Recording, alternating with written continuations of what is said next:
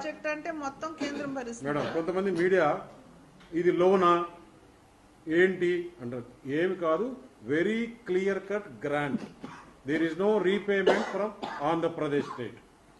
100% grant. ఇందాక press meet లో ఆర్థిక మంత్రి గారు అయితే వివిధ ఏజెన్సీల ద్వారా రుణ సదుపాయం అది వాళ్ళ వివిధ ఏజెన్సీల నుండి కేంద్ర ప్రభుత్వం రుణ సదుపాయాన్ని కల్పిస్తుంది. ముందు నుంచి కూడా సావరెనిటీ ఎవరు? కేంద్రం. అంటే రీపేమెంట్ ఎవరో ఒకరైతే చేయాలి.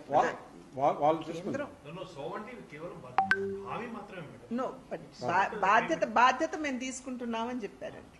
ముందు నుంచి కూడా ఫస్ట్ పోలవరం ఎప్పుడైతే రియాక్ట్ మొత్తం కేంద్ర ప్రభుత్వం అవును అంతే కదా. ఈ అమరావతి 15,000 కోట్ల కూడా ఎవరన్నారంటే we will facilitate special financial support through multilateral developmental agencies. After 15,000 crores. After 15,000 crores కాకుండా అది కూడా కల్పిస్తాం. After 15,000 crores.